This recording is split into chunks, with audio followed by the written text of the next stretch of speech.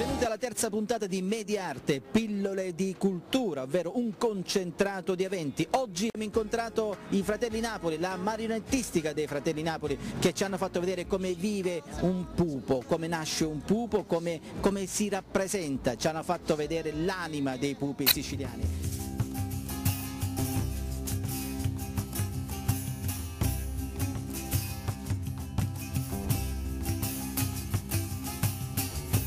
Qui a Palazzo Minoriti, alla provincia regionale di Catania, per l'artigianato d'eccellenza, viene chiamato così, straordinari tutti. Ecco, il vostro supporto è importante perché la sicilianità forse voi la rappresentate nei migliori dei modi.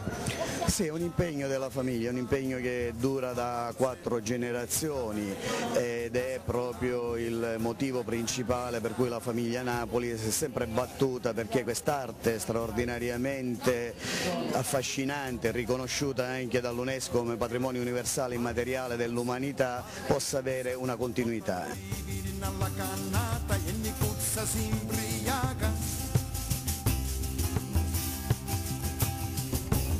Stiamo formando giovani che sotto l'aspetto antropologico e sotto l'aspetto laboratoriale stanno seguendo dei corsi di formazione per avere poi anche una certificazione regionale al riguardo sui contenuti chiaramente dell'opera dei pupi. Avvieremo degli incontri laboratoriali e seminariali per la conoscenza del mondo dell'opera dei pupi nelle diverse scuole, avvieremo dei laboratori di costruzione del pupo, di lavorazione dei metalli, di modellismo teatrale, di drammaturgia dell'opera dei pupi, sempre con ragazzi di varie fasce di età, e organizzeremo anche dei centri di aggregazione dove i minori a rischio potranno, a contatto con i pupari, recuperare un tempo e dare qualitativamente a questo tempo la possibilità di essere sfruttato nel modo migliore, quindi piuttosto che stare in strada, piuttosto che essere magari oggetto e soggetti a rischio,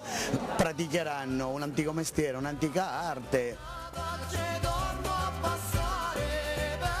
Questa arte che si snoda anche in altri aspetti, qua cosa sta succedendo? L'arte del puparo, perché usare il termine puparo a volte in maniera impropria, perché chi costruisce un pupo è semplicemente un costruttore di pupi. Noi siamo pupari a 360 gradi, nel senso che tutti gli elementi delle varie generazioni sono stati capaci di apprendere, conservare e trasmettere tutte quelle necessità basilari perché una tradizione all'interno di una famiglia, comunque all'interno di un gruppo, possa continuare ad esistere in maniera pura. L'iconografia dell'opera dei pupi, in questo caso stiamo vedendo svolgere Pino, legata non solo al mondo dei pupi. Pino in questo momento sta realizzando un supporto che va nelle bardature da parata dei cavalli. Vediamo la tela sulla quale sta dipingendo e il supporto di base, che poi è la pelle, che sarà cucito, come vedi sarà cucito, no fasciuni, che sta sul davanti una panzera do cavallo. Quindi, perché ricordo anche che Don Gaetano Napoli, nostro nonno, era anche uno straordinario artigiano sellaio. Quindi tutte le bardature dei cavalli, tutti l'ammiggi, come il termine più esatto, molti sono nati dalle mani straordinarie di Don Gaetano Napoli.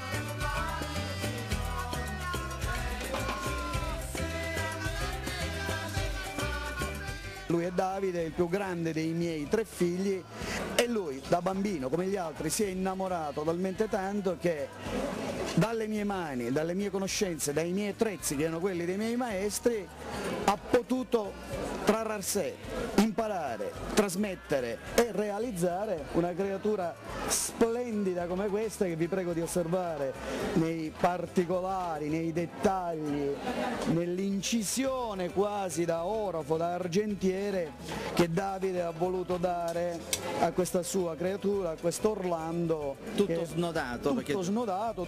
Rinaldo, principe di Montalbano e gran generale di tutti gli eserciti di Aquitania, Oliviero, marchese di Vienna, Uggieri il danese.